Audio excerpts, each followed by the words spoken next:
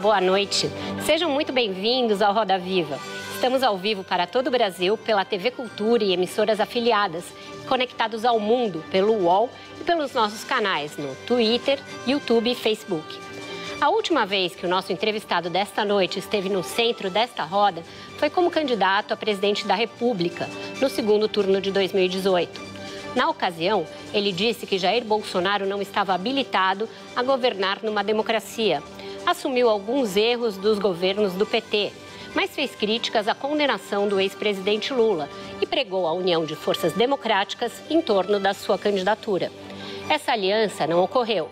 Bolsonaro foi eleito, Lula foi solto pouco menos de um ano depois e hoje fala-se novamente na criação de uma frente ampla para defender a democracia e outra vez sem consenso.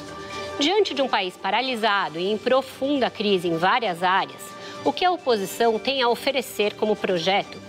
Para abordar esse e outros temas, está aqui nesta noite o ex-prefeito de São Paulo e ex-ministro da Educação, Fernando Haddad. Formado em Direito pela Universidade de São Paulo, tem mestrado em Economia e doutorado em Filosofia também pela USP, onde atualmente é professor de Ciência Política. Entre 2005 e 2012, foi ministro da Educação no governo dos ex-presidentes Lula e Dilma Rousseff. Durante sua gestão, o MEC lançou o programa Universidade para Todos, o ProUni, criado com o objetivo de garantir o acesso de alunos de baixa renda a instituições particulares por meio de bolsas de estudo. Entre 2013 e 2016, foi prefeito de São Paulo. Nas eleições de 2018, foi o segundo colocado na disputa pela presidência, com 47 milhões de votos conquistados no segundo turno. Para entrevistar Fernando Haddad, nós convidamos Andréa Jubé, repórter e colunista do Valor Econômico em Brasília, Bela Megali, colunista do jornal O Globo, Flávio Costa, repórter do UOL Notícias, Ricardo Baltazar, repórter especial da Folha de São Paulo, e Vera Rosa, repórter especial da sucursal de Brasília do jornal O Estado de São Paulo. Contamos ainda com um olhar remoto, mas sempre atento, do nosso Paulo Caruso. Boa noite, Haddad. Muito obrigada por ter aceitado o convite para esse que é o seu quinto Roda Viva. Eu chequei ali nos nossos arquivos. Obrigada por estar aqui essa noite. Muito prazer, Vera. E muito obrigado pela oportunidade. Queria dar boa noite para os seus telespectadores. Obrigada. O senhor esteve aqui, como eu disse, na eleição de 18 e na época se falava na criação de uma frente ampla para a sua candidatura. Acabou não acontecendo, o Ciro Gomes não aderiu e agora, diante aí de alguns arroubos autoritários do presidente da República, tenta-se criar de novo essa frente. No último dia 26, o senhor participou de uma live do projeto Direitos Já, que uniu mais de 100 pessoas com esse objetivo. Mas não estiveram nem o ex-presidente Lula, porque não quis, nem o ex-ministro Sérgio Moro, porque não foi aceito por todos. É possível falar em frente ampla, já partindo da exclusão de dois dos principais agentes da política brasileira? Isso não acaba beneficiando o Jair Bolsonaro? Essa oposição da Lava Jato, o Brasil não tem que superar essa fase? Olha, eu acredito que o Brasil, com Bolsonaro, corre muitos riscos. Sempre disse isso durante a campanha toda. Não se tratava de simplesmente escolher alguém que não fosse o PT, o que é próprio da democracia. O PT ganhou 4 eleições consecutivas, podia perder a 5ª tranquilamente. É natural da democracia a alternância no poder. Mas para quem o Brasil ia perder a eleição? Porque eu acho que o Brasil perdeu a eleição de 2018 ao eleger uma pessoa sem nenhum compromisso com a democracia e sem nenhum compromisso com a gestão pública. Não se trata só hoje da democracia. Diante dessa pandemia, nós temos a pior gestão de crise, talvez, do planeta. Não é pouca coisa o que está acontecendo no Brasil em termos econômicos e de saúde pública. Então, eu tinha muita preocupação com o que podia acontecer com o Brasil em 2018 e tenho agora. Então, toda a minha dedicação tem sido no sentido de criar um ambiente em que não se repita o cenário de 2018. É óbvio que nós não temos o mesmo projeto para o Brasil. Os democratas têm projetos diferentes para o Brasil, mas todos pressupõem a democracia. Então, se nós não tivermos consciência disso, que todos os nossos projetos, por mais diferentes que sejam, pressupõem a democracia, nós não vamos derrotar esse risco. Então, do meu ponto de vista, nós temos que ter muita consciência. Eu vi agora na televisão, enquanto nós aguardávamos, uma campanha do jornal Folha de São Paulo pela democracia. Mas por que um jornal está gastando dinheiro fazendo campanha pela democracia? Porque sente que a ameaça está no ar. Né? Até pouco antes da prisão do Queiroz, nós estávamos sendo ameaçados todo final de semana por atos antidemocráticos, por discursos que fomentavam a violência, por ameaças, inclusive, a outros poderes, à oposição, aos jornalistas. Então, nós temos que ter a consciência o seguinte: tem desenvolvimentistas, tem liberais, todos podem defender suas ideias, mas o clima de liberdade, essa conquista a duríssimas penas, custou a vida de brasileiros, custou 2 gerações para a gente conquistar. Essa é a essência da humanidade, é você ter a liberdade de poder se expressar, defender suas ideias, errar, acertar. É isso que nós temos que defender, nós não podemos perder esse foco. Porque eu não acredito no Jair Paz e Amor depois que o Queiroz foi preso. Eu acho que é uma estabilidade que está sendo comemorada, que é falsa. E o senhor coloca o Moro no rol dos democratas? Olha, eu acredito, aí é uma questão muito particular, né, do fato de eu ser advogado do presidente Lula e que acompanhou o processo pelo qual ele foi condenado e retirado da campanha de 2018. Do meu ponto de vista, e falo isso como um advogado formado em Direito por uma boa universidade, eu não consigo ver hipótese da ação do Moro não ser considerada suspeita contra o Lula. Eu não estou falando da Operação Lava Jato. Eu acho que combate à corrupção é uma coisa que deveria nos obrigar a todos, né? Onde quer que nós estejamos. Não, a gente pode discutir isso mais para frente, desculpa, prefeito, mas a minha pergunta é se ele é um democrata que pode estar numa frente como essa. Eu acredito que o Moro não cumpriu a sua função de juiz. E ele usou o seu cargo de juiz para começar a sua vida pública, na política. Isso não é atitude de um democrata. Por favor, Flávio, depois... Boa noite, Haddad. Você acha que... você fala que está se dedicando a criar essa frente ampla. Você acha que o eleitor que votou em você em 2018 está contente com o seu desempenho como líder da oposição ao Bolsonaro?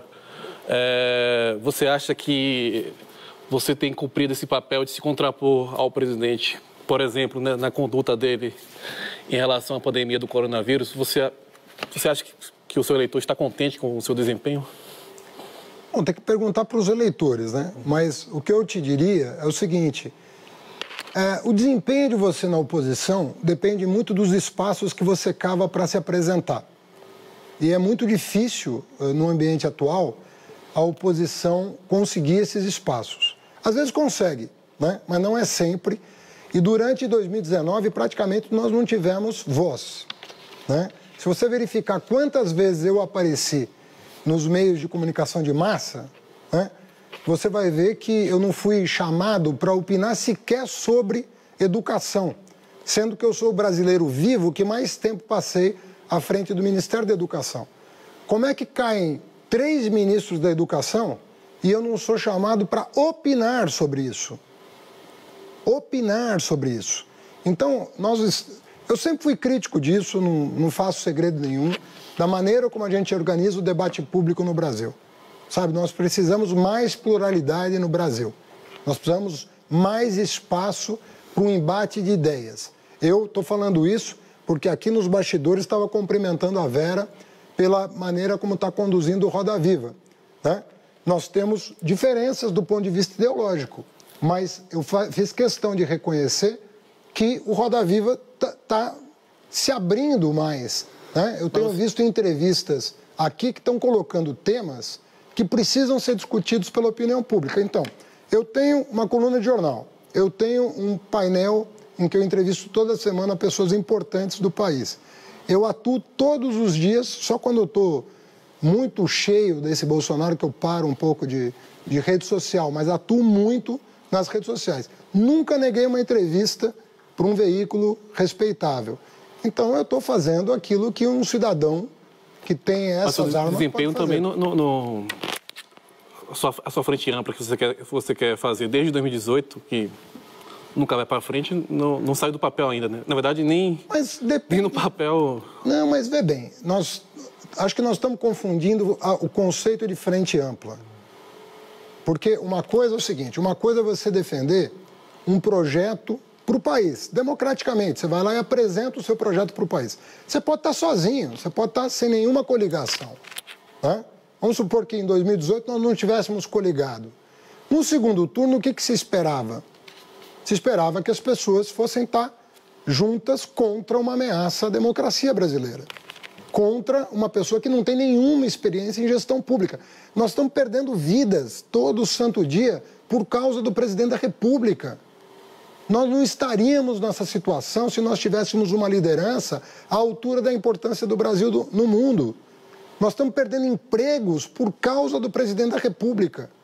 Nós podíamos talvez passar 4 anos sem saber que ele é um incompetente. Infelizmente, nós estamos tendo a prova disso num momento de dor nacional, em que a economia está em frangalhos, já vinha em frangalhos. O Guedes não quer admitir que no primeiro trimestre pré-Covid-19 nós já estávamos em retração econômica. Ele não quer admitir isso. Nós estamos a 1 milímetro do paraíso. Estão aí os dados para provar que nós não estávamos coisa nenhuma. Coisa nenhuma. Então, nós alertamos as pessoas.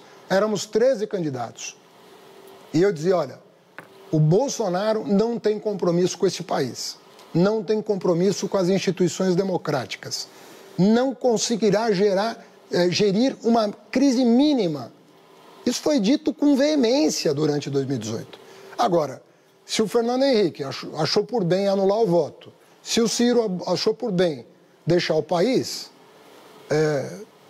André, você há de convir que as perguntas têm que ser feitas também, né, para quem imaginou que as coisas podiam transcorrer normalmente com o Bolsonaro na presidência. André, e eu não estou aqui querendo ficar fazendo conta de culpados. Eu estou dizendo, a situação é essa, nós chegamos a isso, e o momento agora é de olhar para frente. O Brasil é muito importante, não pode estar tão isolado no mundo. Olha, a subserviência do Brasil é tanta que o Bolsonaro tomou a decisão de ser subserviente a uma pessoa e não a um país. Agora ele está preocupado que o Trump pode perder a eleição. Imagina você fazer uma aliança estratégica com uma pessoa que pode morrer, que pode perder a eleição. Olha a que ponto a nossa diplomacia chegou. Prefeito, eu queria pegar um gancho do começo da sua resposta, que o senhor falou na falta de espaços para a oposição. Eu soube que, assim, vamos dizer, caravanas de petistas foram ao ex-presidente Lula implorar para que ele convencesse o senhor a ser o candidato do partido na disputa pela Prefeitura de São Paulo, ainda que com chances de não ganhar. E o senhor acabou de falar que a derrota é natural. O presidente Lula perdeu várias vezes, que a derrota seria natural. Mas que seria a hora do senhor ser o candidato, porque o senhor é o principal capital político do PT, com 47 milhões de votos na última eleição. Seria a hora de fazer a defesa do projeto, de fazer uma oposição com visibilidade nacional ao presidente Bolsonaro, de, inclusive, também ajudar a eleger mais vereadores. E o senhor se mostrou irredutível. A crítica de alguns petistas é de que seria a hora, entre aspas, do senhor fazer o sacrifício pelo partido, mas que por questões pessoais o senhor preferiu não ser candidato. Eu queria lhe ouvir sobre isso. Olha, em primeiro lugar, que eu disse que não seria candidato há 1 ano e meio atrás, né? Que não seria candidato em 2020, porque fui candidato em 2012. Eu larguei com 3% de intenção de voto em 2012. Então, o presidente Lula me pediu, eu deixei o MEC, depois de concluir meu trabalho no MEC, deixei o MEC para ser candidato, depois de 8 anos de Ministério da Educação. Eu não fiquei 1 semana, nem 1 mês, nem 1 ano, eu fiquei 8 anos no Ministério da Educação. Eu passei por 3 governos, 2 do Lula e 1 da Dilma no Ministério da Educação, né? E tudo que se fala em educação, o legado que foi deixado, prorroga o Fundeb, ProUni, Reúne, Instituto Federal, é tudo dessa época. Um período em que nós fizemos um grande processo de reformas educacionais importantes. Vim disputar a Prefeitura de São Paulo, não me coloquei candidato a prefeito. Fui convidado pelo presidente Lula a representar a legenda. Eu tinha 2% de intenção de voto no começo. E fui candidato, fomos bem-sucedidos. Depois, numa situação muito adversa, em que muita gente deixou o PT, muita gente foi embora do PT em 2016, porque não quis ser candidato à reeleição pela legenda do PT. Quantos prefeitos do PT deixaram o PT em 2016 para concorrer por outro partido?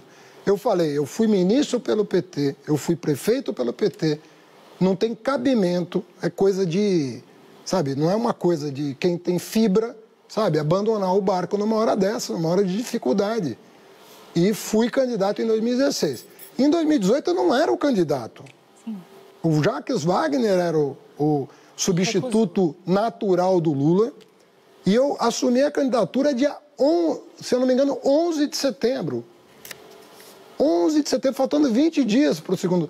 Então, alguém vai falar de sacrifício para mim? O senhor acha que o senhor já deu a sua cota de sacrifício? Além de tudo, eu vou te contar mais uma coisa. Quando o presidente Lula, porque houve um convite ao Ciro Gomes ser vice na chapa, houve ao Jacques Wagner ser vice na chapa, e quando o Lula me convidou para ser vice, depois desses dois convites feitos, e eu sabia dos dois, eu sabia que eu não estava sendo convidado, né, de primeira mão, que eu estava, né, o Lula ainda falou para mim, Haddad, você tem consciência do que pode te acontecer na campanha? Você sabe que você pode ser vítima de um atentado, você pode sofrer processos judiciais, você pode ser preso só porque você está defendendo a bandeira do PT. Você tem consciência disso? Antes de validar meu nome. Eu falei, presidente, eu não vou dizer não. Pode faltar uma semana, eu vou disputar para ganhar. Eu não vou cumprir tabela. Eu vou disputar para ganhar. Então, não dá para ser assim, sabe? André, preciso fazer a roda girar. Sim. Balta, por favor. Prefeito, boa noite. Eu queria voltar à questão da formação da frente de oposição ao governo Bolsonaro, me reportando a um artigo que o senhor escreveu no começo de junho e que eu reli aí quando a gente estava se preparando para essa entrevista. E ali o senhor escreveu que o senhor fala da necessidade da construção dessa frente e o senhor observa que acha importante que a construção dessa frente não implique em perda de identidade dos progressistas e diluição dos seus propósitos. Sim. E eu achei isso interessante, me chamou a atenção, porque se você for olhar para trás, todo mundo pode constatar que o PT chegou ao poder, se manteve no poder por mais de uma década, em grande medida fazendo concessões. E concessões que, de certa maneira, poderiam ser descritas com as mesmas palavras que o senhor usou agora nesse artigo para se referir aos limites para essas forças se comporem com outras, né? Então, assim, eu não estou criticando as escolhas que o PT fez no passado, nem nada disso, mas eu queria saber do senhor por que de certa maneira, o que funcionou para o PT chegar ao poder e se manter no poder durante tanto tempo não vale agora. Por que é uma má ideia fazer concessões e acordos e compromissos como os que foram necessários para que o PT se mantivesse tanto tempo no poder no contexto que a gente vive hoje? Porque senão você não faz a agenda avançar. Se você não usa o primeiro turno para apresentar um projeto de país, se você já antes de tudo, você já abre mão daquilo que você entende que deveria ser o rumo do país e não expõe isso para a opinião pública, você não consegue fazer avançar a agenda. Quando você chega e fala, olha, eu vou acabar com a fome do país, o meu compromisso é acabar com a fome no país, o meu compromisso é gerar 10 milhões de empregos no país. Quando você apresenta, minha proposta é ter um aumento real de salário mínimo, é não ficar estacionado. A minha proposta é radicalizar, por exemplo, a integração sul-americana. São ideias que você tem que apresentar para o país, não necessariamente para ganhar a eleição. Porque muitos partidos apresentam um candidato e não tem a menor vocação para ganhar uma eleição. Mas esse artigo o senhor não escreveu na época da eleição, o senhor escreveu ele agora. Sim. No contexto da formação dessa frente. O que eu quero dizer é o seguinte, o que eu defendo é que os progressistas possam apresentar sua agenda para o país em 2022, com uma ou duas candidaturas, de preferência uma, mas não sei se é possível. Não depende só de um lado. Então, apresentem os seus projetos. Agora, com o compromisso de, no segundo turno, a gente olhar para o futuro desse país. Olhar para os pressupostos de qualquer debate civilizado nesse país. Ninguém se sentir ameaçado porque pensa diferente, por exemplo. Isso é um pressuposto. Deixar o trabalho de vocês, jornalistas, acontecer. Sob crítica ou não, mas sob ameaça, uma coisa é você ser criticado na sua cobertura, é um direito. Outra coisa é você ser ameaçado porque você escreveu uma matéria assim ou assado. Então nós estamos discutindo aqui pressupostos de uma sociedade civilizada, de uma sociedade que tenha compromisso com pressupostos básicos da interação social, né? E eu não vejo isso da parte desse governo. Eu não vejo absolutamente nenhum compromisso da parte desse governo. Bela. Boa noite, prefeito. Eu queria entender melhor qual o PT que espera atrair o eleitor. Se é um PT que busca diálogo com nomes como Rodrigo Maia, Fernando Henrique Cardoso e assina manifestos em defesa da democracia, como o senhor fez, ou se é um PT, como já disse o ex-presidente Lula, que não tem mais idade para ser Maria vai com as outras e assinar manifestos que tem a presença do ex-presidente Fernando Henrique. Olha, uma das grandes vantagens do PT é que lá não tem centralismo democrático, sabe? Eu posso ouvir meus companheiros e formar meu juízo sobre como eu devo proceder, contando com a boa vontade deles em saber que eu estou agindo de boa fé, que eu estou agindo com o mesmo objetivo que eles. O que é o PT para mim, né? Muita gente me pergunta do PT, por que você está no PT? O PT foi um instrumento que a classe trabalhadora criou. Não foi um grupo de iluminados, de intelectuais. Foi a classe trabalhadora que criou. É o primeiro partido criado a partir da base classista. 3 pilares, né, prefeito? Teve a base sindical, a base da igreja e a base dos intelectuais também. Mas simultaneamente. É verdade. Eu sou, inclusive, de uma que não é sindical. Eu vim na esteira dos intelectuais. Mas eu diria que a hegemonia, do ponto de vista de dar o rumo para o projeto, ele foi basicamente do ABC, com o Lula liderando. Do meu ponto de vista, você não pode abdicar desse instrumento. Os trabalhadores no Brasil precisam desse instrumento, que seja viável eleitoralmente. Porque aqui a nossa tendência é jogar tudo nas costas do trabalhador. Qualquer ajuste que precisou ser feito, foi em cima de quem? Em cima do trabalhador. Nunca foi no andar de cima. Nunca foi. O andar de cima sempre conseguiu se proteger. Hoje mesmo tem matéria no jornal dizendo que a aposentadoria dos militares é 17 vezes maior do que a aposentadoria pública, do INSS. E é assim que funciona o Brasil. Quem consegue se proteger, se protege, e os de baixo não conseguem ver a cor do bem-estar. Eu acho que a grande novidade é que, com todas as limitações, eu estou dizendo isso, com todas as limitações, eu acho que o pobre e o trabalhador conseguiram se ver nas políticas públicas. Mas hoje... E isso é um legado que independentemente de um gesto assim ou assado, é um legado que tem que ser defendido. Mas hoje o eleitor que se identifica com o PT, o senhor acha que ele busca qual tipo de postura? Uma postura de diálogo e de adesão a esse tipo de manifesto? O que eu acho que o eleitor do PT sabe é que o PT pode ter defeitos, pode ter, como todos os partidos têm, né?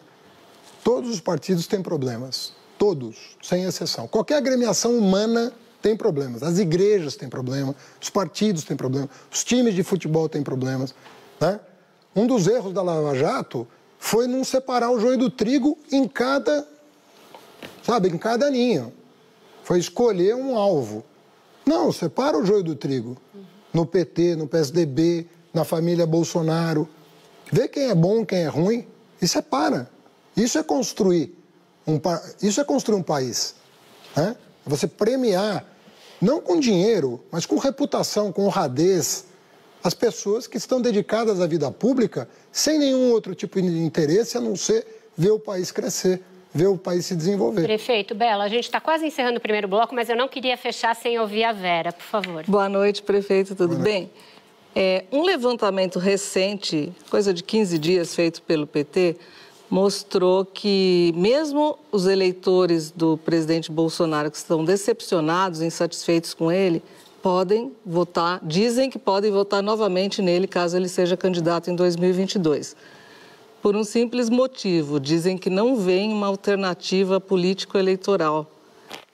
Então, podem votar de novo. Vêm erros cometidos pelo presidente, como o comportamento de Bolsonaro durante a pandemia do coronavírus, seu estilo agressivo e provocativo de governar, acirrando conflitos, conduta dele perante os filhos, também muito criticada, mas mesmo assim não vem uma alternativa em quem votar em 2022. Pergunto ao senhor, por que o PT não conseguiu fazer oposição a Jair Bolsonaro? E mais, por que o PT não conseguiu dialogar com um eleitor de baixa renda mais conservador? Olha, em primeiro lugar, eu acho que o pressuposto da pergunta não se verifica no comportamento do Congresso Nacional, por exemplo, em relação às medidas que estão sendo tomadas. As poucas boas notícias, as pouquíssimas boas notícias que nós temos para dar, vieram da oposição, não do PT exclusivamente, mas vieram da oposição. Quando o governo acenou com R$200 por mês por família, foi a oposição que conseguiu 600. Não foi o Guedes nem o Bolsonaro. Eles insistiram em 200 e tiveram que ceder 600. Agora, de novo, é a oposição que está forçando a prorrogação, porque pelo Guedes ele queria fazer uma escadinha descendo e nós queremos manter, porque nós não sabemos o que vai ser da economia pós-pandemia se não tiver um amparo para as famílias poderem se adaptar aos novos tempos. O apoio aos estados e municípios, o governo fez o que pôde para não ajudar. Mas ali só conseguiu, prefeito, porque teve o apoio ali de Rodrigo Maia, do centro, não foi só a oposição. Disse claramente, não se deve exclusivamente ao PT, porque a oposição, mas a oposição ao Bolsonaro. Então, a oposição do Bolsonaro trabalhou. Né? Impedimos a reforma da Previdência com capitalização, por exemplo. Isso foi um grande legado que nós deixamos, porque isso ia deixar na miséria milhões de velhos no Brasil. E hoje a extrema pobreza entre os muito velhos no Brasil é pequena.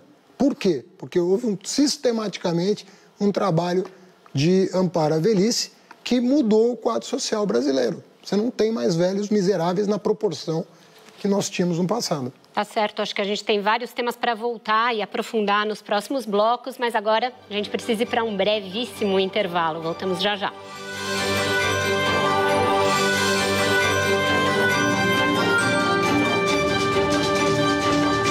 Roda.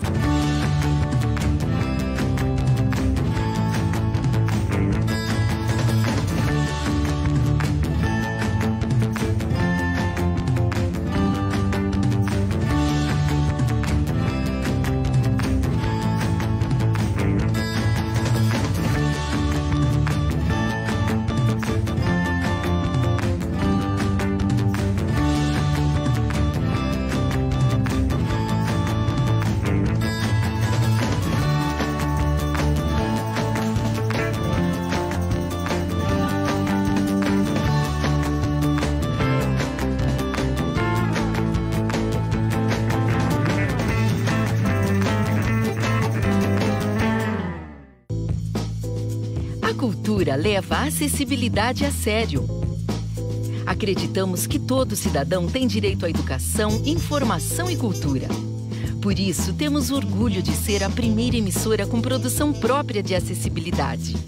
Hoje já são 24 horas diárias de closed caption, 28 horas semanais de audiodescrição e 11 horas semanais de Libras. E isso só vai aumentar. Queremos que nossa programação seja cada vez mais inclusiva. Compartilhe com seus amigos que gostariam de saber disso. Na cultura, ninguém fica de fora.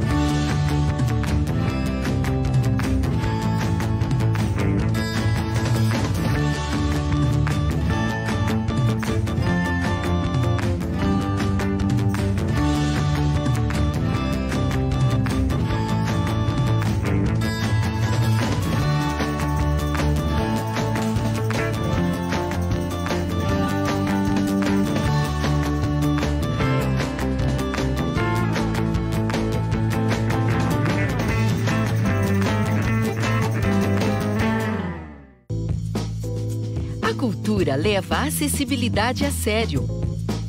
Acreditamos que todo cidadão tem direito à educação, informação e cultura.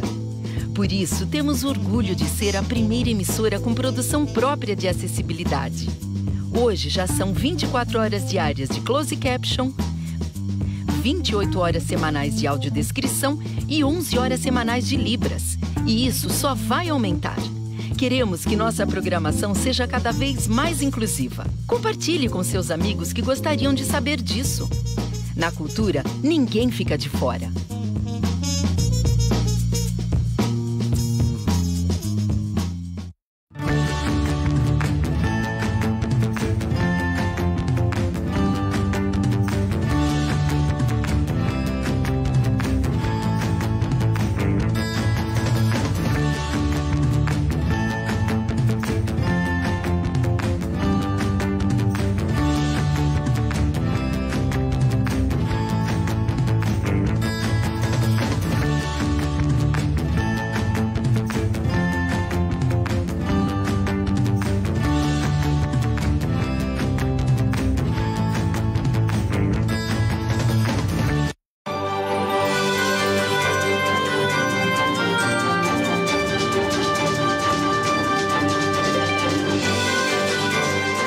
Estamos de volta com o Roda Viva com o Fernando Haddad.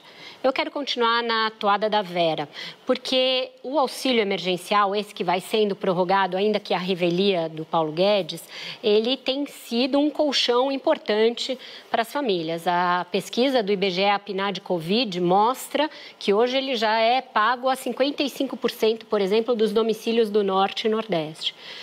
Isso coincide com uma certa estancada na queda da popularidade do Bolsonaro, que vinha em queda corrente e agora deu uma estabilizada. O senhor acha que ele pode estar mudando de base social e que, de alguma maneira, ele vai se apropriar dessa agenda, que é uma agenda sempre historicamente da esquerda, essa de auxílio e de redução da desigualdade, para se contrapor à perda de popularidade entre as classes médias e mais escolarizadas? Olha, eu acredito que eles devam estar fazendo um cálculo, né? E eu acredito que o governo Bolsonaro nunca saiu e está mais do que nunca no modo eleição. Uma das características de líderes populares de direita no mundo é não sair do modo eleição. Porque sobretudo em países em desenvolvimento ou mais dependentes, a crise que foi gerada em 2008 deu um nó na cabeça de todo mundo sobre o projeto de desenvolvimento para o país. As pessoas perderam um pouco a mão de como fazer com que as economias periféricas ou semiperiféricas conseguissem recuperar o ritmo. E nós não temos aqui na América Latina padrão asiático de desenvolvimento, por várias razões históricas que a gente pode até discutir. Nós não temos um padrão de desenvolvimento à maneira asiática. Japão, Coreia, China, mesmo o Vietnã agora, que está crescendo, para não falar em outros países que já mudaram de patamar, por assim dizer. Então, a América Latina, ela está numa situação complexa. Argentina, para não falar de Venezuela, para não falar de Bolívia, que vinha muito bem, agora entrou numa crise política que o resultado econômico não se sabe, pode ser uma crise também grave. Então, isso desnorteia a situação e faz com que líderes populistas apelem para medidas não necessariamente condizentes com o discurso de campanha, porque pouco importa o discurso de campanha para essas pessoas. Eles mudam, porque é o movimento que os mantém, mais do que propriamente um projeto, mais do que o delineamento de um quadro em que você vê, não, está coerente, não é isso que define o governo Bolsonaro. Agora, não sei se o Guedes, porque o Guedes é outra coisa, né? O Guedes, como ele é produto, segundo ele próprio, de décadas de reflexão, né? Então, eu não sei se o Guedes, como é que o Guedes se adapta, né? Se adaptou bem ao Bolsonaro até aqui, mas eu não sei se o Bolsonaro exigir uma mudança de política econômica, se vai topar.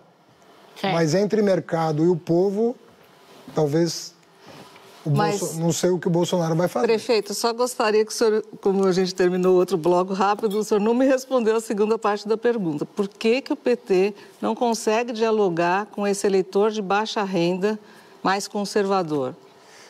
Bom, o Brasil é muito grande, então, primeira coisa, você pegar o Nordeste, isso não é verdade. O PT eu tive mais de 70% dos votos no Nordeste. Mas está perdendo agora apoio lá, o PT tem perdido apoio. Mas vamos ver na eleição, não vamos antecipar.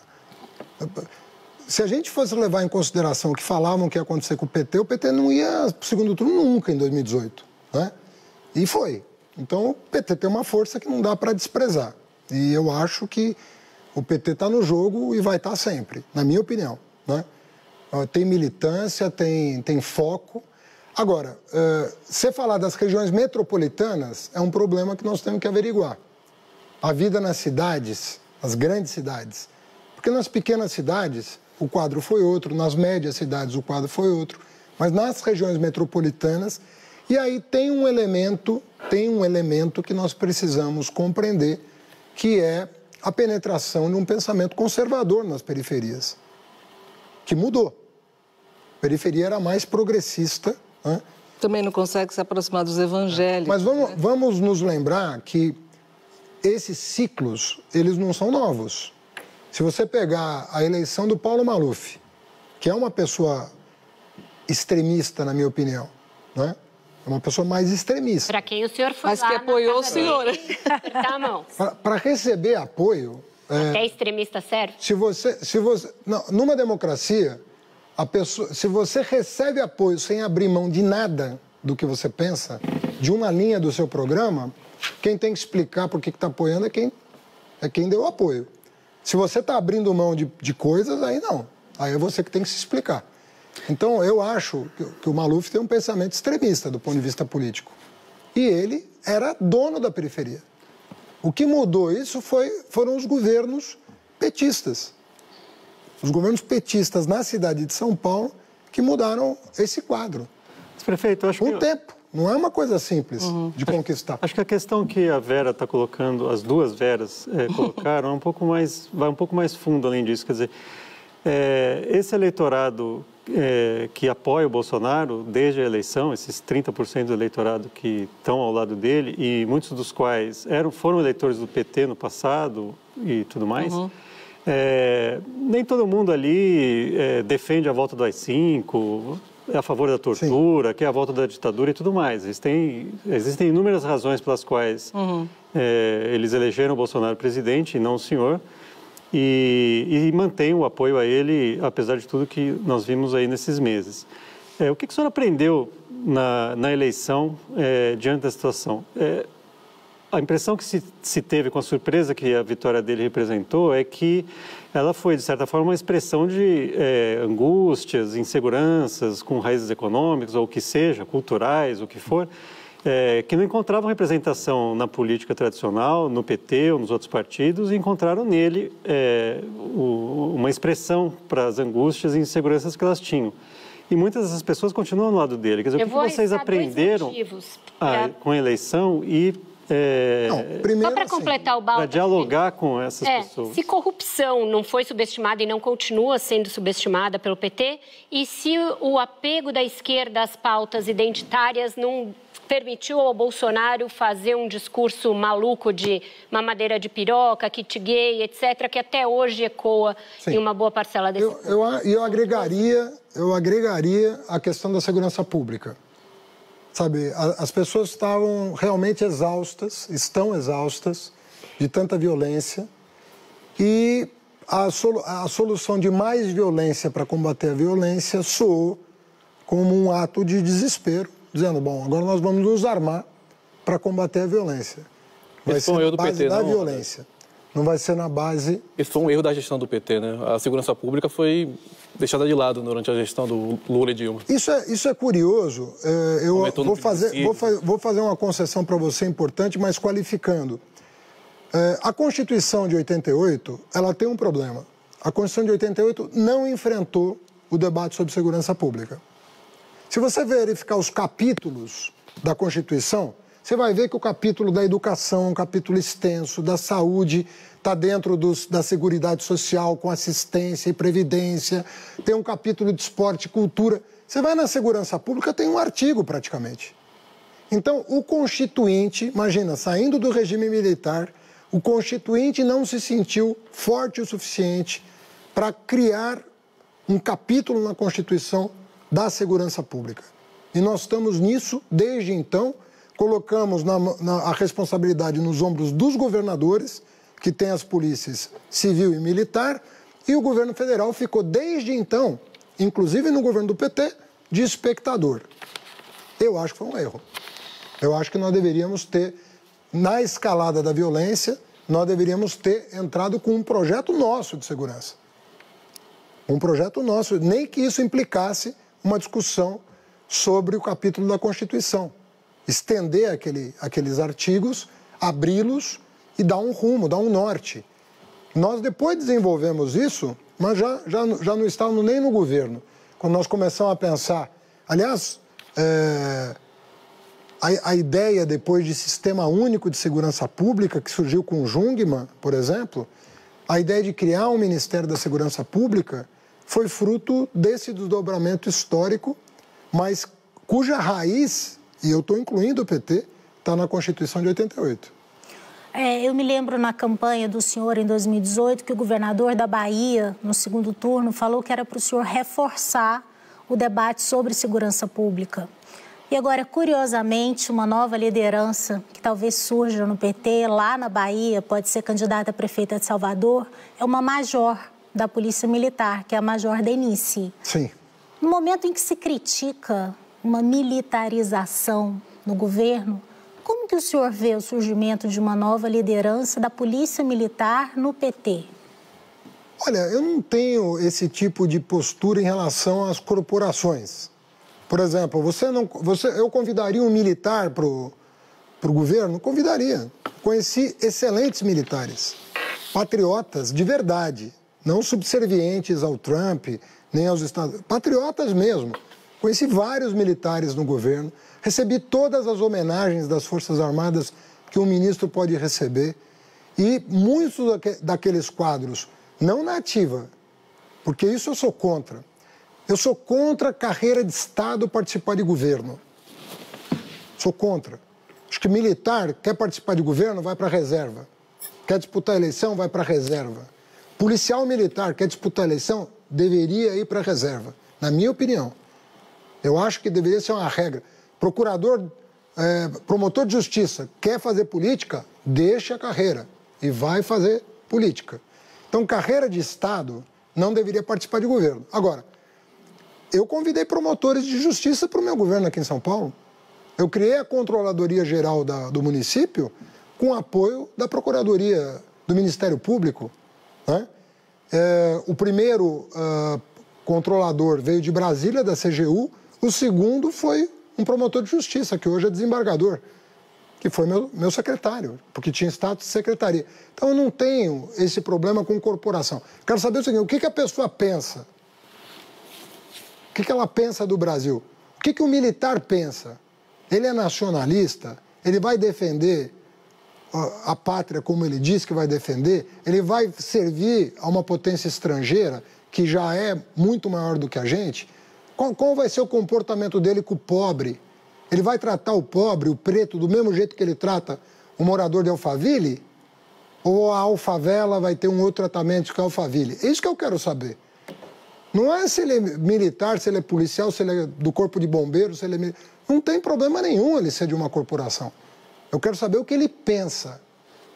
E se um policial militar sabe tratar um jovem negro de periferia do mesmo jeito que o morador de Alphaville e quer emancipar aquele morador da favela, quer que ele estude, quer que ele tenha um emprego, quer que ele se desenvolva como cidadão, ele pode ocupar um cargo público em qualquer governo progressista. Prefeito, por favor.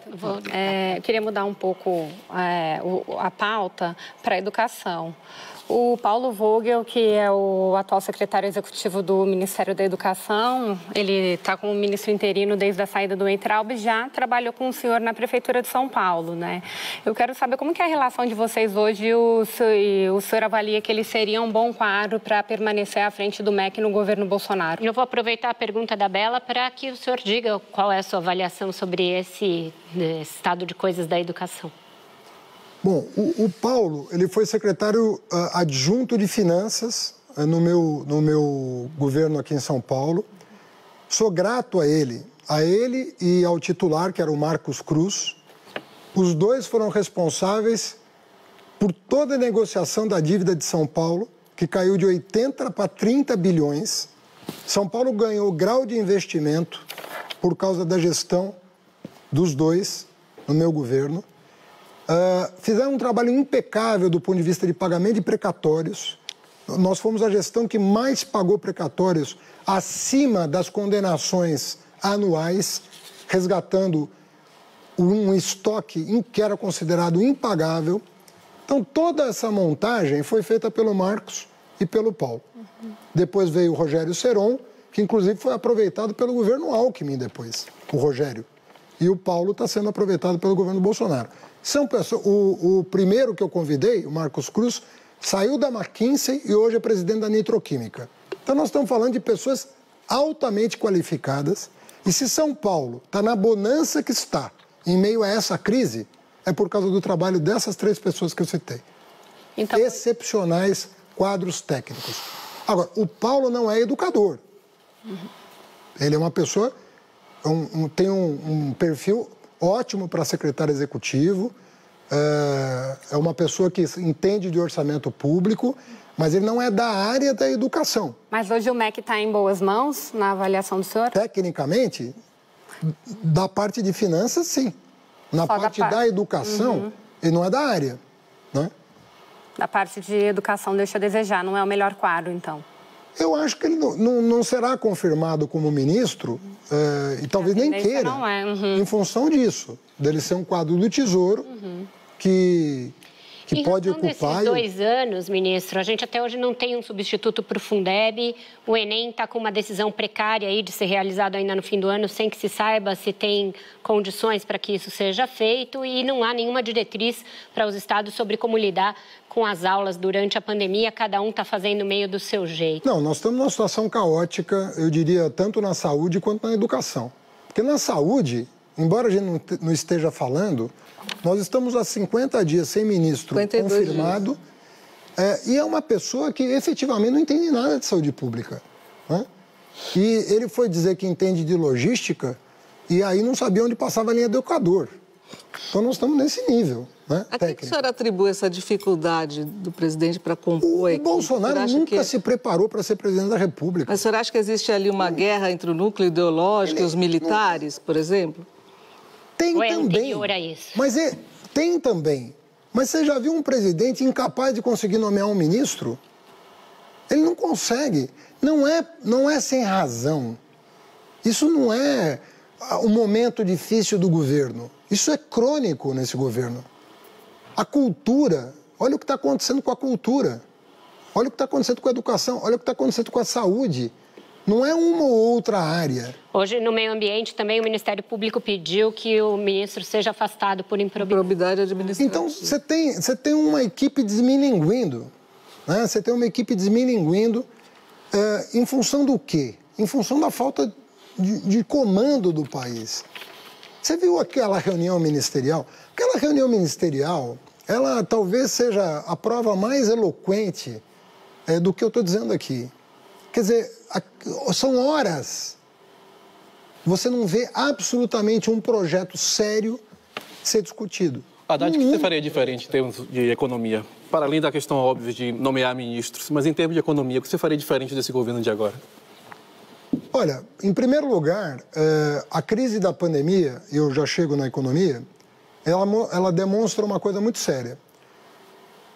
Quais os países que souberam enfrentar a crise? Vamos pegar o caso da Alemanha, o caso da Nova Zelândia. São duas mulheres ali, bom que se frise, né? Que nós temos lideranças importantes no mundo hoje que estão dando uma demonstração, né, de competência mas muito acima da média, né, dos homens. Mas o que foi a chave? A chave foi, vamos ser firmes na decisão para que ela dure pouco. Por quê? Justamente para salvar a economia. Você vai salvar as vidas e vai conciliar esse salvamento com a economia. Então, quem foi firme na decisão e falou, fecha e acabou. Fecha e não vamos deixar entrar.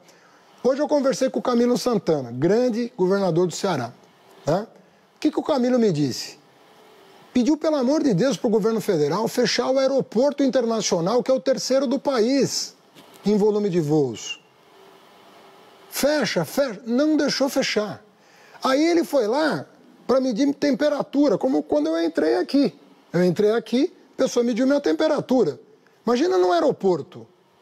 O Camilo queria medir a temperatura dos turistas ou dos brasileiros que voltavam das suas viagens. Teve que entrar na justiça para conseguir autorização, porque o governo não queria dar autorização para um governador. Tem o veto ao uso de máscara agora também. Então, agora essa coisa das máscaras, eu não sei se é sadismo, eu não sei o que é. Se é só falta de empatia, se é uma demonstração de tola de autoridade, eu não sei. Né? Dizer que não aceitou os termos do Congresso e, portanto, vetou. Eu não sei o que se passa na cabeça de uma pessoa tão desequilibrada quanto o Bolsonaro, mas olha o que nós estamos vivendo. E aí fala, não, vamos ser tolerantes com esse presidente. Não, o impeachment não é uma coisa boa para o país. Lógico que não é uma coisa boa para o país. Né? Agora você vai deixar brasileiro morrer, brasileiro morrer. Falando nisso, o senhor já mencionou a presença de militares no governo e tudo mais, e o PT apoia o pedido de impeachment do presidente. Na hipótese de o impeachment ser aprovado, a abertura de um processo de impeachment ser aprovado agora e ele ser afastado do governo, o vice é um general. Hamilton Mourão, que é um general, e que deu declarações fortes ali, para dizer o mínimo, bem recentemente ali sobre a tensão entre os poderes, o papel da imprensa e tudo mais, ele assumiria o governo. O senhor acha que ele teria condições de formar um governo melhor do que esse que o senhor descreveu? E só complementando sobre isso que o Baltazar falou, foi um artigo no Estadão até que ele escreveu, que o senhor chamou de uma aberração jurídica, o que o Mourão escreveu, ele falando da separação, que a separação entre os poderes não está dando certo, né? Como está atualmente, as regras estão sendo estilhaçadas, foi o termo que ele usou.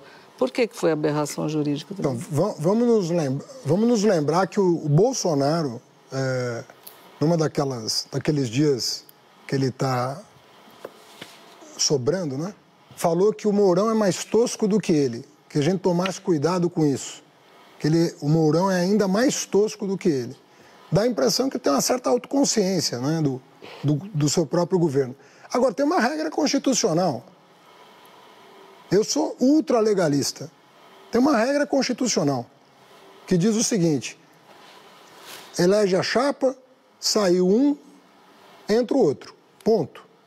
Não tem dúvida sobre a interpretação. Se caçar a chapa no TSE em função dos disparos de fake news, tem nova eleição se essa cassação acontecer até o final do ano. Se passar dezembro, nem isso tem. O Congresso vai eleger, por via indireta, um presidente tampão até as eleições de 22. É essa a regra. Me agrada essa regra? Não.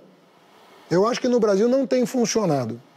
Eu acho que, inclusive, eu sou defensor dessa emenda constitucional que está tramitando, que diz que o vice assume para chamar eleições em qualquer hipótese. Ou de impeachment, ou cassação de chapa, quem chama a eleição tem o rito previsto na Constituição, porque aí cassou a chapa. Mas em caso de impeachment, o vice assume para convocar eleições. Haddad, isso é factível? Como é que tira um presidente com um apoio militar e um apoio tão forte nas Forças Armadas, com uma base muito forte na Polícia Militar em todos os estados? Isso é factível? Como é que se tira, pensando na nossa história republicana, em que as Forças Armadas têm um papel... Eu não sei. Eu não sei. Até se discute, né, se são poder moderador ou não. Como é que isso é possível? Falando da aberração jurídica, né? Tentaram invocar o artigo 142 da Constituição como se essa discussão não tivesse sido feita em 1891. Essa discussão foi feita. Não existe poder moderador. Quem redigiu o artigo 14 da Constituição de 1891 foi o Rui Barbosa. E ele comenta esse artigo. Isso está resolvido desde 1891. Ou seja, a primeira Constituição republicana vem invocar o poder moderador da Constituição Imperial. Quer dizer, só jurista, como dizia meu pai, marca barbante, né? A expressão dos anos 50. É uma coisa absurda um negócio desse. Como é que alguém em sã consciência pode dizer isso? Agora, eu não sei se... Eu acho que o Bolsonaro blefa muito também, viu? Eu acho que ele, quando ele foi para cima do Supremo, quando ele foi para os atos antidemocráticos, eu acho que ele estava jogando a população contra os poderes para ver se criava um movimento de massa contra os poderes. Porque a vocação do Bolsonaro é fechar o regime. Vamos voltar com essa discussão logo depois do intervalo, porque ela é importante. Fica aí, a gente volta já já.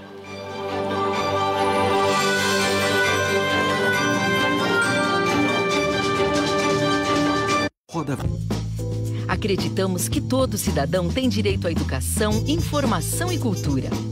Por isso, temos orgulho de ser a primeira emissora com produção própria de acessibilidade. Hoje já são 24 horas diárias de closed caption, 28 horas semanais de audiodescrição e 11 horas semanais de Libras. E isso só vai aumentar. Queremos que nossa programação seja cada vez mais inclusiva. Compartilhe com seus amigos que gostariam de saber disso. Na cultura, ninguém fica de fora.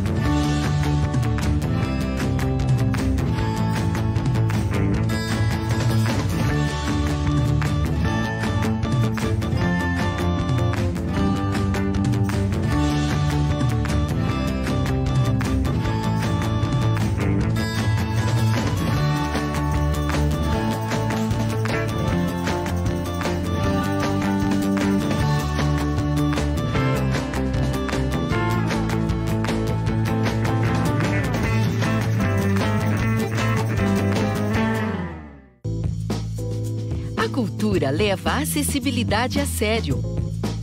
Acreditamos que todo cidadão tem direito à educação, informação e cultura.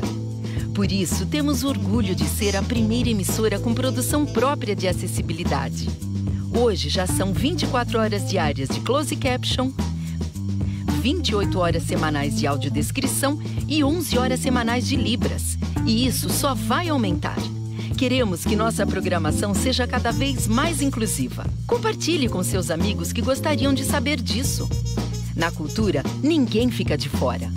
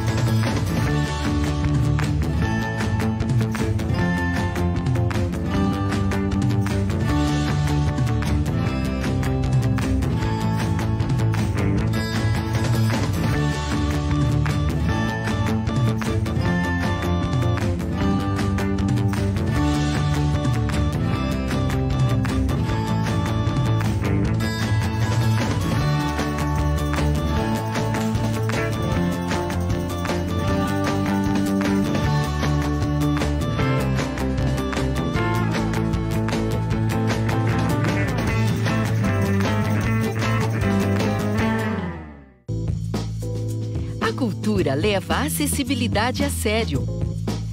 Acreditamos que todo cidadão tem direito à educação, informação e cultura. Por isso, temos orgulho de ser a primeira emissora com produção própria de acessibilidade. Hoje já são 24 horas diárias de closed caption, 28 horas semanais de audiodescrição e 11 horas semanais de Libras. E isso só vai aumentar. Queremos que nossa programação seja cada vez mais inclusiva. Compartilhe com seus amigos que gostariam de saber disso. Na cultura, ninguém fica de fora.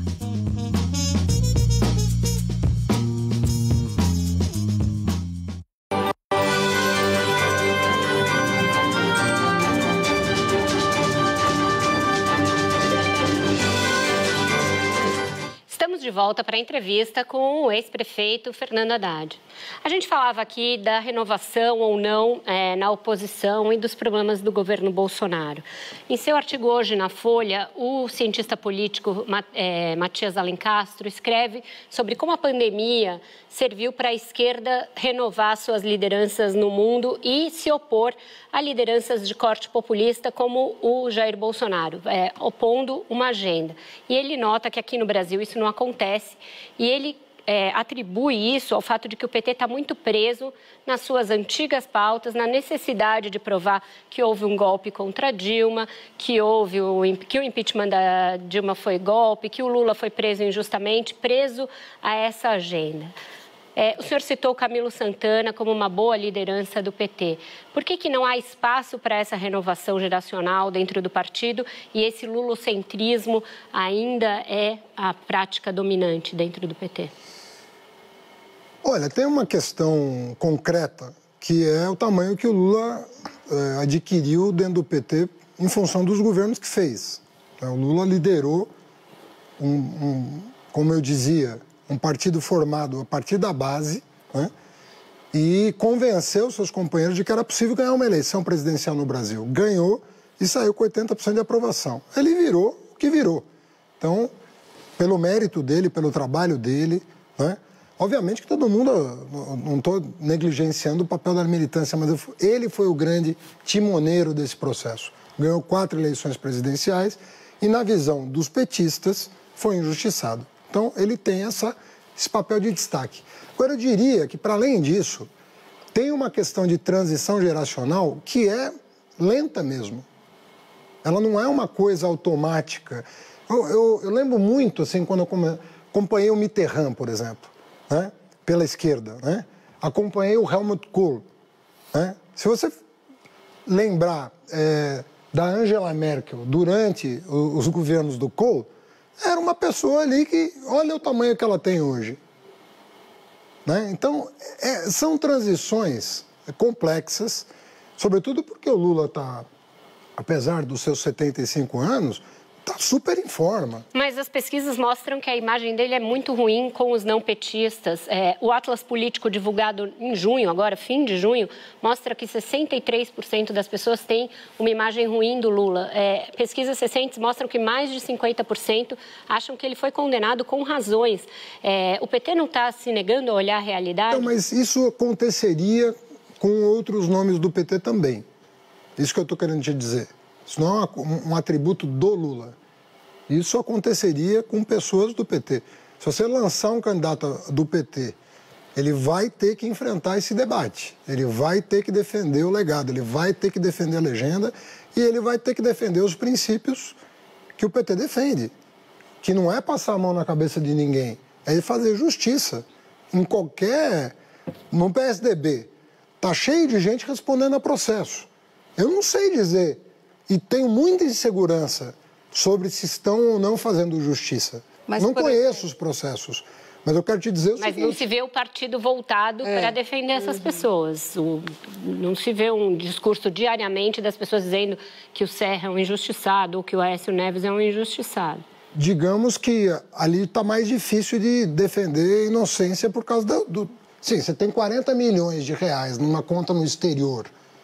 É difícil mas explicar. É condenado em 3 instâncias, os outros ainda não. Sim, formalmente, assim, é mais fácil defender. É mais fácil... é fácil defender qualquer pessoa que não teve sentença transitada em julgado. Eu sou dessa opinião. Tem recurso? Então, presunção de inocência. Né? E nós podíamos ficar aqui horas discutindo caso a caso, e eu não conheço, sobretudo, os casos de outros partidos que não o PT. Mas o que eu quero dizer é o seguinte, existe uma situação de fato, que é o fato de que houve uma devastação partidária no país. O Bolsonaro, por exemplo, pega a matéria de ontem da Folha de São Paulo sobre as rachadinhas do... Alguém duvida? Assim, tudo bem, presunção de inocência vale para todo mundo, até para o Bolsonaro, né? Eu defendo isso. Mas vamos combinar que uma pessoa acumular um patrimônio imobiliário que ele acumulou, com aquele fluxo de funcionários dentro dos gabinetes, dinheiro depositado para lá e para cá, lavagem ali, lavagem lá. É difícil você justificar. E aí a pessoa fala, não quebra o sigilo do meu filho? Se meu filho fosse acusado de alguma coisa, eu pedia para quebrar o sigilo dele. Aliás, não precisa nem pedir para quebrar sigilo para um juiz. Você sabe, uma vez um delegado pediu a quebra do meu sigilo. O juiz não deu, falou, não tem motivo, não vou dar a quebra de sigilo. E aí eu fui falar com esse delegado. Eu falei, tá aqui o meu sigilo. Eu te dou a minha senha, eu tenho uma conta bancária, uma conta de e-mail e esse telefone. E eu te dou meu sigilo. Trago aqui meu imposto de renda. Ele falou, não quero o seu sigilo. Ou seja, uma semana antes ele queria. O juiz não deu, ele passou a não querer mais. Então, eu acho... Até quando o PT vai rodar em círculos em relação a essa questão do Lula? Não é rodar em círculo. Não é rodar em círculo. Nós não podemos deixar passar o que aconteceu. Ninguém faria isso consigo mesmo. Você gostaria, Flávio, que alguém falasse de você uma coisa que não corresponde à tua conduta e a gente dissesse assim, vamos deixar o Flávio para lá, que o Flávio já era. Flávio já... Pô, se eu sei quem você é, se eu sei que da tua conduta, eu não vou fazer. Pode ser quem for. Mas a política e a justiça não são feitas com esse critério de brodagem, hein, prefeito? 3 instâncias da justiça decidiram que o julgamento foi válido. Ainda se aguarda um habeas corpus na 2ª turma do Supremo para decidir se o julgamento é passível de anulação. Sim. Então, existe uma questão factual. O Moro disse hoje... E tem uma questão na ONU... Ele disse que estava no ringue com Lula. Que é exatamente o que a gente disse que aconteceu. Ele realmente estava no ringue. E o que aconteceu com as instâncias posteriores que referendaram esse... É uma longa conversa o que aconteceu, né? Mas... Agora, hoje tem um processo no Supremo que está com pedido de vistas e que deve voltar para a pauta da 2ª turma até, sei lá, setembro, outubro desse ano. Vamos ver o que a Justiça diz. Pois é, só a quantidade de evidências que nós levamos, a quantidade de evidências que foram levadas a conhecimento dos ministros, na minha opinião, sobra evidência de que tem alguma coisa errada ali. Tudo bem, prefeito, independente disso... Vai você. Não, é porque assim, passou-se mais de um ano. O pedido de vista foi em dezembro de 2018. De lá para cá, Moro virou ministro, né, saiu da magistratura, entrou na política, já saiu do Ministério. A Lava Jato está numa fase de berlinda, está sendo questionada e pode voltar ao julgamento agora. Essa demora no pedido de vistas pode ter favorecido o ex-presidente Lula? Foi... Dá a entender que o Supremo acha que o fato dele já ter saído da prisão acabou com essa questão? Ele já foi tão desfavorecido em tudo, né? Uma pessoa que não era réu não tomou posse do cargo de ministro-chefe da Casa Civil, nem réu ele era. Teve o seu sigilo telefônico quebrado ilegalmente, os áudios vazados ilegalmente. Se for enumerar aqui a quantidade de ilegalidades que foram cometidas, é uma quantidade, não é uma. Não estamos falando de uma ilegalidade. Agora, isso tudo vai ser processado, isso tudo vai ser passado em pratos limpos. Vai vir, a verdade vai vir à tona. Só não virá à tona se a gente desistir dela. Prefeito... Se nós desistirmos da verdade, talvez ela nunca venha à tona. E talvez, se insistirem nela, percam outra eleição, não? Talvez o quê? Se insistirem tanto nessa verdade... percam nova eleição e o Bolsonaro se reeleja. Porque o senhor disse que quer que... Tem coisas que estão acima... Não, aí, peraí, não existe só o PT, né? Existe o PT, existe o PSD. Mas o senhor diz, prefeito, que quer que o... Se o Bolsonaro for eleito ou reeleito, não é por culpa do PT. O senhor diz que está lutando para que o ex-presidente Lula tenha os direitos políticos recuperados para que ele seja o candidato em 2022. Se ele quiser, por mim, sim.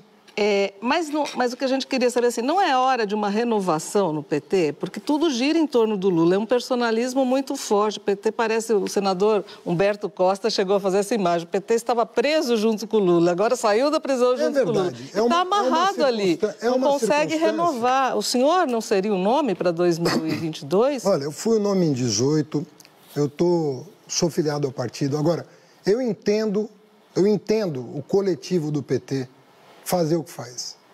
Eu entendo porque se fosse com a minha família eu faria a mesma coisa. Mas então, prefeito, deixa eu colocar uma coisa dessa. É muito grave o que aconteceu. Deixa eu colocar a questão de outra maneira. Gente, nós estamos falando, até hoje não se sabe o que aconteceu. Eles construíram uma tese de impeachment de trás para frente. Eles tomaram a decisão de fazer o impeachment da Dilma no dia da vitória e começaram a construir a tese depois. Não dá para ser assim, não pode ser assim. Ninguém quer mais a verdade, acho que todo mundo quer a verdade toda. Nós não queremos meia verdade. Vamos abrir tudo. De que maneira o senhor acha que... Você acha que eu vou ser a favor de uma pessoa que enriqueceu, que tem conta fora, que tem cartão de crédito não sei onde? Eu não vou ser a favor de ninguém, pode ser da minha família. Não é do meu partido, não. Se for da minha família, eu vou falar, paga e acabou. Cumpre a lei, eu não quero saber. Eu eduquei meus filhos, por exemplo, eu respondo pela educação dos meus filhos.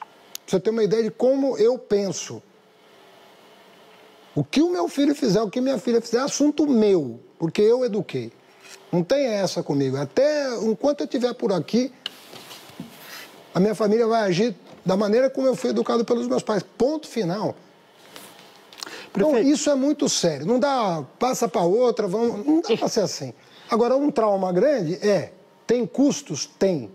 É agradável? Não. Não é nada agradável viver o que nós... Baltazar. Prefeito, considerando o contexto que a gente está vivendo, de que maneira o senhor acha que a recuperação dos direitos políticos do Lula e a anulação da condenação que ele sofreu contribuiria para a formação dessa frente democrática, progressista de oposição, ou só complicaria ainda mais o processo, já que, se isso acontecesse, ele seria imediatamente visto por todos como um candidato à presidência novamente, né? Olha, eu acho que um dos erros que a classe política comete é de ficar muito preocupada com o resultado eleitoral da próxima eleição, sabe? Você está preocupado com o resultado de curto prazo, você não está preocupado em construir reputação ou reconstruir reputação. Você está preocupado com outra coisa. Então, quando você está prisioneiro dessa lógica, curto-prazista, você começa a fazer esse tipo de conta. Eu não acho que o PT nasceu para isso, eu não acho que o PT deveria embarcar nessa. Isso é outra filosofia, não faz parte... Se o PT embarcar nessa, eu não estaria no PT, por exemplo. Eu não faria parte de uma agremiação que pensa assim.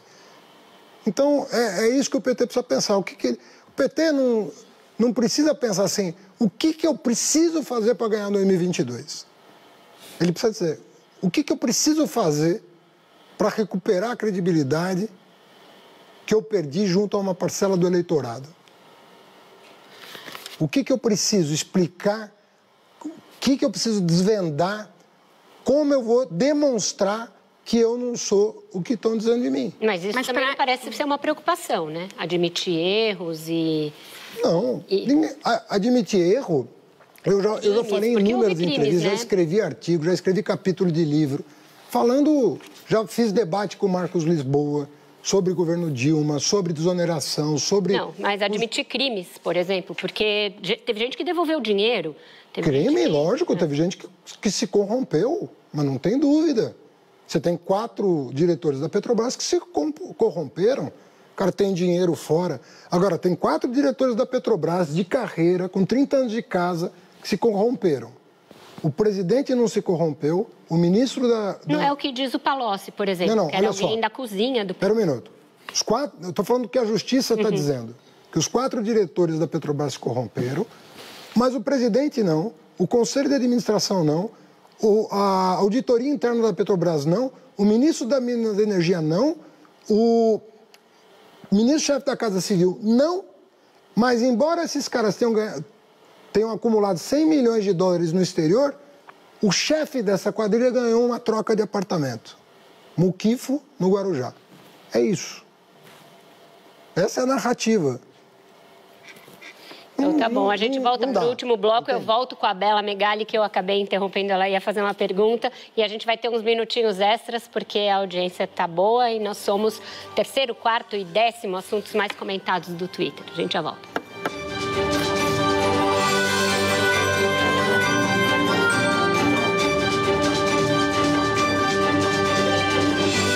Roda.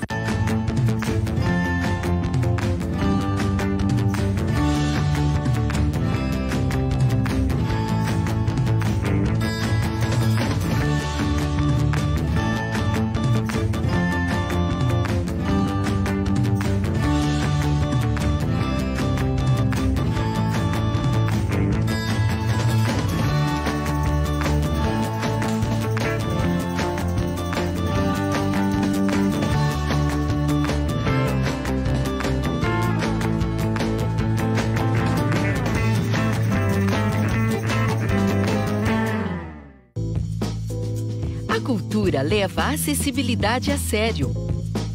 Acreditamos que todo cidadão tem direito à educação, informação e cultura.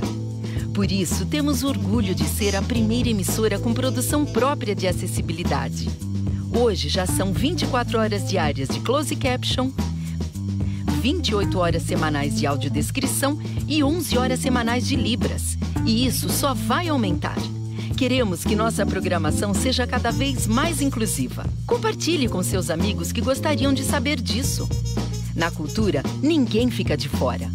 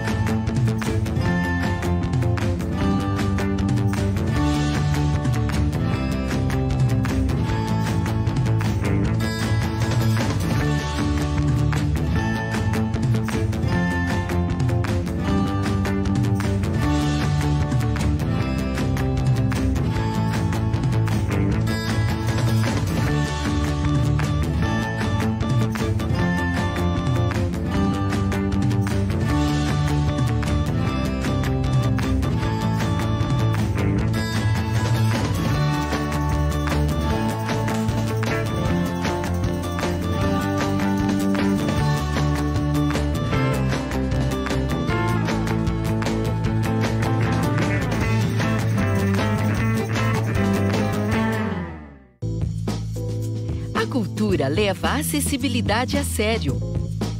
Acreditamos que todo cidadão tem direito à educação, informação e cultura. Por isso, temos orgulho de ser a primeira emissora com produção própria de acessibilidade. Hoje já são 24 horas diárias de closed caption, 28 horas semanais de audiodescrição e 11 horas semanais de Libras. E isso só vai aumentar. Queremos que nossa programação seja cada vez mais inclusiva. Compartilhe com seus amigos que gostariam de saber disso. Na cultura, ninguém fica de fora.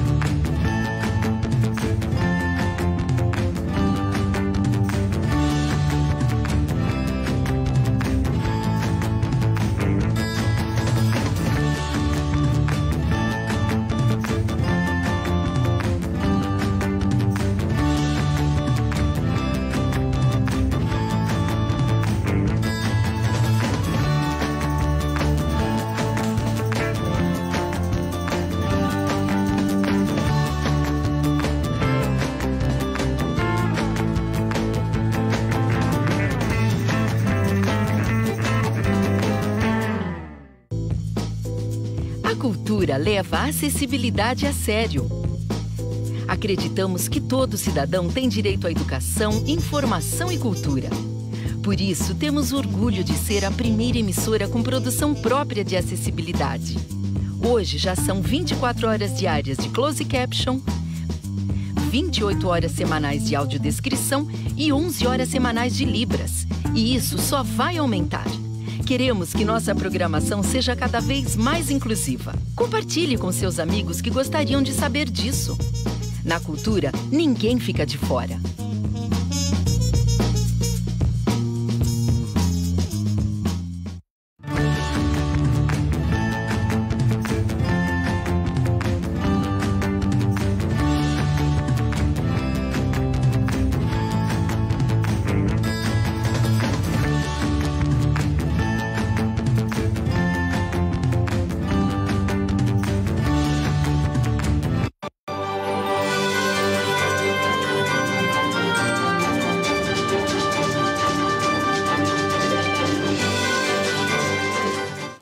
De volta para a entrevista com Fernando Haddad e a pergunta agora é da Bela Megali.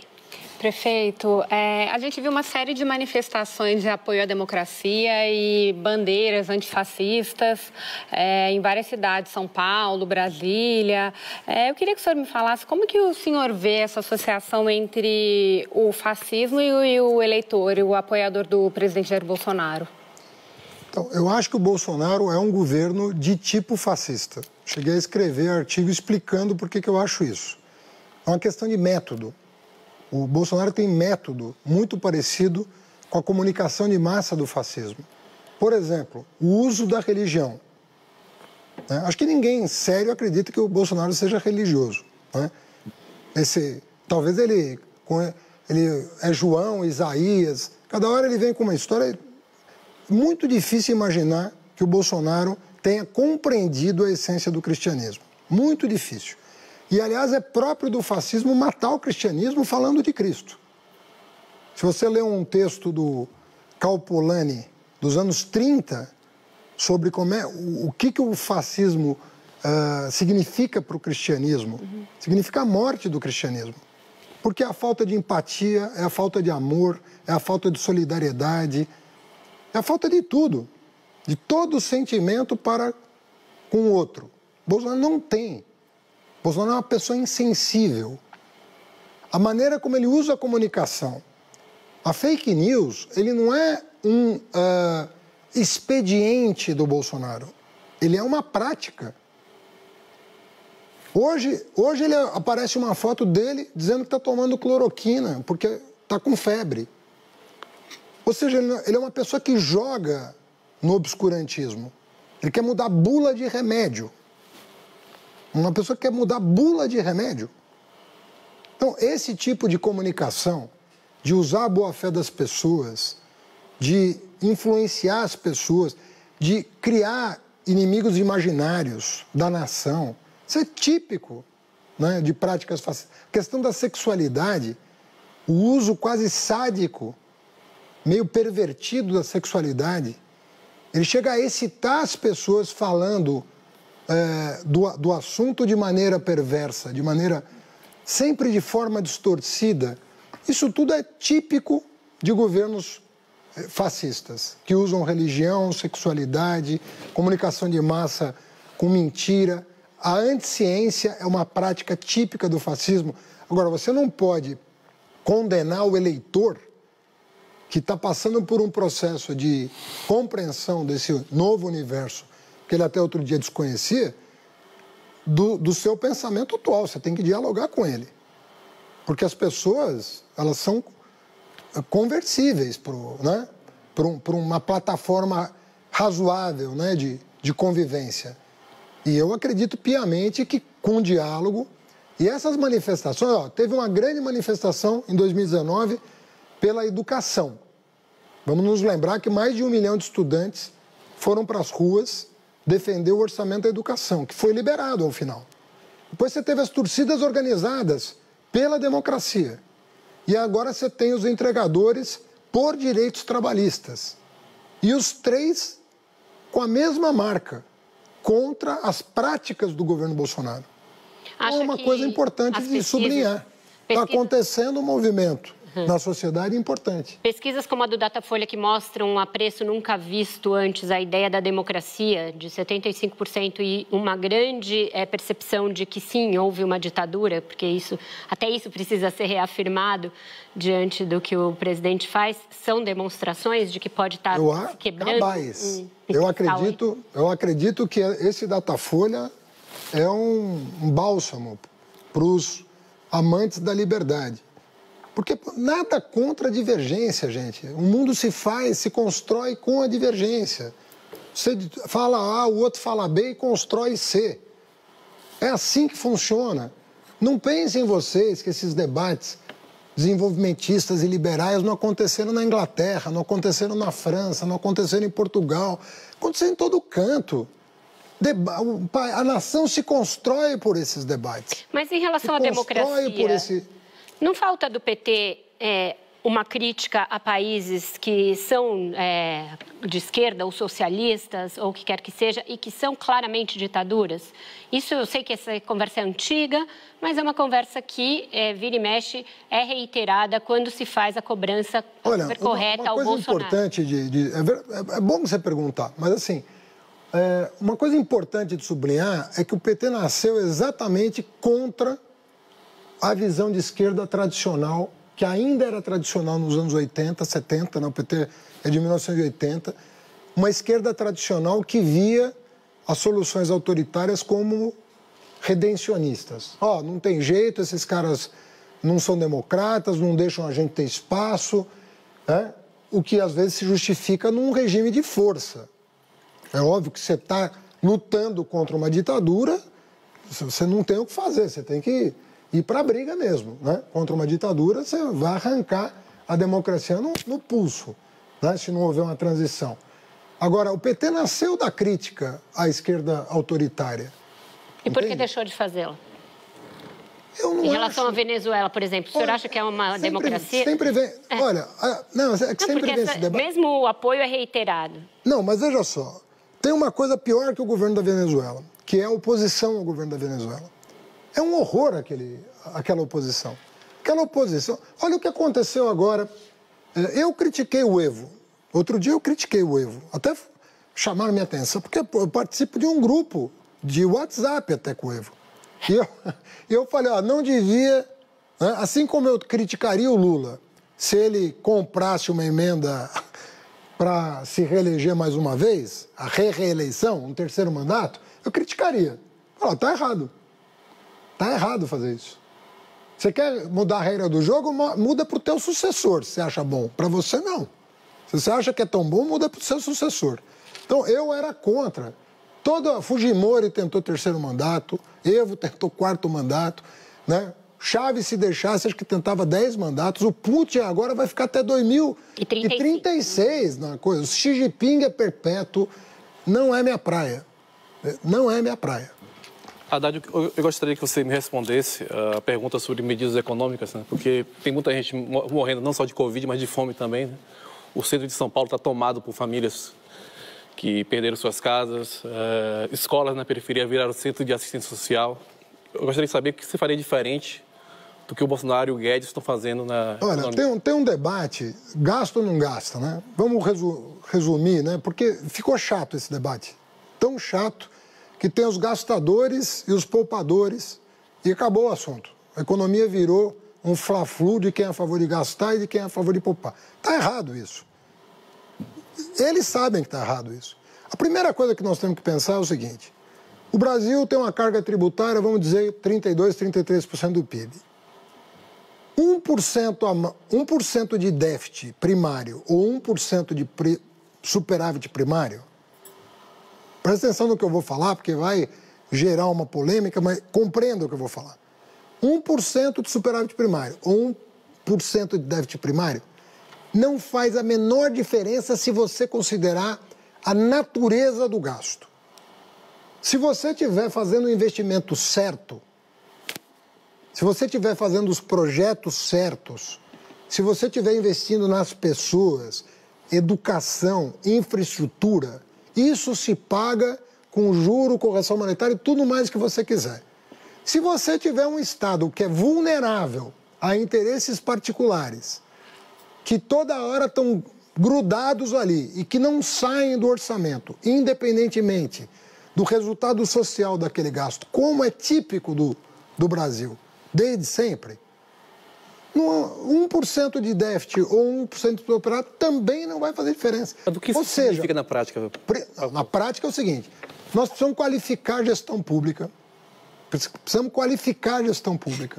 os projetos precisam ser mais bem desenhados, precisa ter começo, meio e fim. Não dá para uma obra levar 20 anos para ficar pronta. Pega o Rodoanel aqui de São Paulo, pega outras obras, metrô, com dinheiro do governo federal, sem dinheiro do governo federal. É um horror. Nós estamos perdendo capacidade gerencial. Nós estamos perdendo capacidade de monitoramento. Prefeito, a esse respeito, saiu um estudo longo aqui de fôlego do INSPER, a instituição a qual o senhor é ligado, que é uma agenda econômica do pós-pandemia. E ele defende justamente isso, que o problema do Brasil não é gasto. O Brasil até gasta muito em relação a outros países, é a forma de gastar, a eficiência do gasto. E a gente tem um problema na educação, que é a área que o senhor ocupou por muito tempo, que é premente. O Fundeb vai acabar. Qual é que é a sua receita para a gente custear a educação básica? Eu tenho concordâncias e discordâncias desse estudo, não é? Aliás, recebi hoje esse estudo. E vamos pegar um caso que eu acho um caso bom, assim, exitoso. O Fundeb. O Fundeb, do ponto de vista da União, colocou 15 bilhões por ano no Nordeste, mais Pará e Amazonas. Por quê? Porque eram os estados que tinham menor investimento por aluno no país. Era metade do de São Paulo, para você ter uma ideia. Então, a União falou, não, nós vamos bancar e vamos aumentar o investimento por aluno de 10 estados da federação, 8 do Nordeste e 2 do Norte. Só ficou de fora Sergipe, que já tinha um investimento por aluno alto. O que aconteceu com a educação do Nordeste básica? Toda ela reagiu a ponto de ficar melhor do que do Sul e do Sudeste. Hoje você tem Pernambuco, Ceará, Maranhão, Piauí, tiveram crescimentos importantes. Teve estado que nem dinheiro novo recebeu da União e que fez um bom trabalho. Goiás, por exemplo, a Raquel Teixeira era secretária, muito minha amiga, por sinal, né, no governo do Marconi Perillo até, que é do PSDB, e o Espírito Santo, na gestão do Paulo Artung, teve êxito na educação, sem dinheiro novo do governo federal. Então, qual que é a minha atitude? Vamos prestar atenção no que dá certo, né? Esses estados que eu falei estão indo muito bem em educação. São 6 estados que eu citei. Não, mas como tem que fazer? Tem que prorrogar o Fundeb? Porque acaba agora em dezembro. Não, tem que prorrogar de preferência. Nós colocamos 15 bi por ano no Fundeb, né? Né? Tem proposta para aumentar esses 15 bilhões gradualmente. Seria bom que aumentasse. Investimento em educação de estado pobre da federação vai ter impacto, na minha opinião, como teve os primeiros 15 bilhões. Agora, tem que monitorar. Agora, o resultado veio. O resultado na educação básica do Nordeste veio. Hoje, quando você fala em educação no Brasil, você olha para onde? Você olha para Pernambuco, você olha para o Ceará, você olha para esses estados. Não é bom que o Nordeste esteja dando um exemplo? Alguns desses estados, acho que o Ceará é um bom exemplo, uma parte do dinheiro é distribuída de acordo com critérios de eficiência e Sim. de acordo com o desempenho. Você recebe mais, o município que tiver um desempenho melhor recebe mais dinheiro do que outros ali, né? Você concorda com esse modelo? Você acha que esse modelo deveria ser adotado, por exemplo, na prorrogação do Fundeb, para que uma parte do dinheiro fosse distribuída segundo esse critério? É controverso, mas é inegável que no Ceará deu certo. É controverso porque é o seguinte, você vai punir quem está indo mal? O aluno da cidade que está indo mal vai ser punido? Tem uma discussão filosófica que é importante registrar, mas que não dá para desconsiderar. Né? Você vai punir o aluno porque o prefeito foi ruim? Qual o sentido disso? Contudo, nós temos que... Ele criou uma dinâmica de concorrência lá boa. Olha, vamos focar na aprendizagem. A criançada tem que aprender matemática e português. Pô, os medalhistas da Olimpíada de Matemática saíam tudo do Piauí. Cocal dos Alves, uma cidadezinha do Piauí, que tem não sei quantos medalhistas de matemática, de ouro, medalhas de ouro. Por quê? Porque criou-se um movimento pró-educação. Verdade. Aqui, no primeiro bloco, ao responder a André, você disse que nem cogitou ser candidato a prefeito, mas tem muita gente agora, inclusive aqui no Twitter, perguntando se a candidatura do Gilmar Tato é, a seu ver, competitiva, se não teria sido melhor o PT apoiar, por exemplo, o Guilherme Boulos, que é um candidato muito próximo até ao Lula. Isso é a velha dificuldade do partido em fazer alianças em que não esteja na cabeça? Qual é a sua opinião sobre as chances do partido aqui na prefeitura? Olha, primeiro assim, o PT de largada falou em apoiar a Manuela em Porto Alegre, Manuela Dávila, e apoiar o Marcelo Freixo no Rio de Janeiro de largada. Né? Que nós entendíamos que eram lideranças importantes e até para sair na frente dizendo, olha, nós não vamos ficar aqui fazendo conta, nós vamos apoiar. E nem condicionamos, né? Nós podíamos ter condicionado. Vamos apoiar a Manuela, C e somente C. Não. O PT do Rio Grande do Sul se reuniu em torno dela incondicionalmente. Mesma coisa com o Freixo. Mas a direita não teve discussão do tipo, a gente apoia o Freixo no Rio se vocês apoiarem quem quer que seja em São Paulo. Não teve essa discussão. Agora, em São Paulo, pelo fato da gente ter governado 3 vezes a cidade, é natural o PT querer ter candidato. Agora, sair de 3%, 4% é o seguinte, aquele que tem história, que sai com 20%, por que não renova? Quando renova com 4%, entendeu? O senhor acha que Você agora... tira um cara de 30 e põe um cara de 4 para renovar. Mas é o preço que se paga pela renovação. E eu larguei com 3. Na eleição de 2016, o PT teve uma grande derrota, né, para as prefeituras. Foi o pior momento do PT. 644 passou para 260, se não me engano, algo assim. E agora o PT está com vários candidatos, mas muitos, como apontou esse telespectador, muitos não competitivos em várias capitais. O senhor acha que é o caso agora de aproveitar a campanha municipal para dar um tom nacional na disputa, nacionalizar a campanha? Porque o PT... Não, tem que dar um tom, sempre tem que dar um tom nacional. Né? Porque a eleição municipal, campanha municipal, ao contrário, né, do que dizem, na minha opinião, ela não é um prognóstico do que vai acontecer na eleição presidencial. Ela é um acerto de contas com o que aconteceu na eleição anterior. Isso sim, é um recado, né, de como estão as coisas em relação à eleição anterior. Ela não é um bom preditor do que vai acontecer daqui para frente. Mas a vitória do Dória e de outras pessoas em 2016 não era um prenúncio de que havia um eleitorado propenso a votar na direita? Eu achava que sim. Eu, inclusive, quando o Dória ganhou a eleição para prefeito... 2016. 2016, na primeira ou segunda reunião comigo,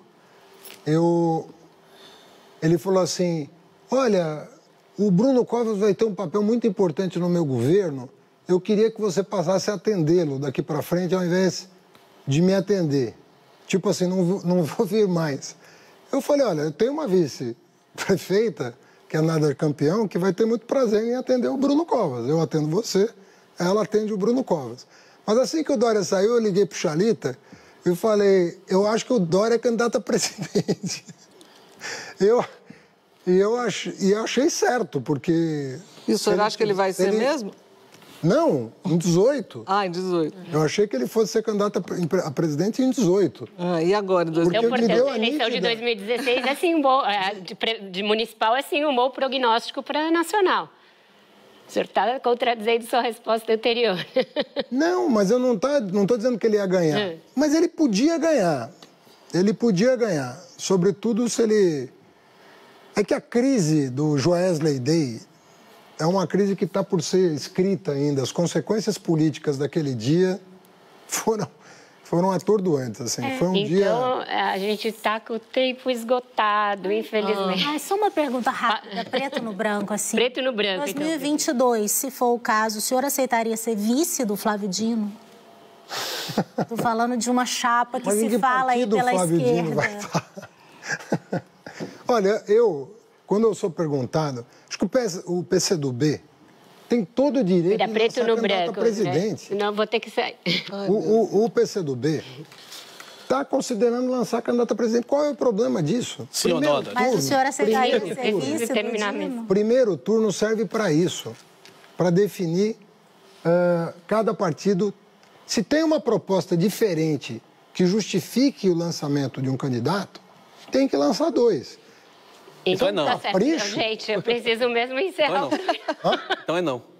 A sua resposta então é não. Ele não sabe, gente. Pronto, eu respondo por ele. O nosso programa está chegando ao fim. Eu agradeço muito ao Fernando Haddad pela entrevista, também a Andréa Jubé, a Bela Megali, ao Flávio Costa, ao Ricardo Baltazar, à Vera Rosa e ao Paulo Caruso. Agradeço, sobretudo, a sua audiência nesta noite. Roda Viva volta na próxima semana com a entrevista com o economista sérvio-americano Branko Milanovic.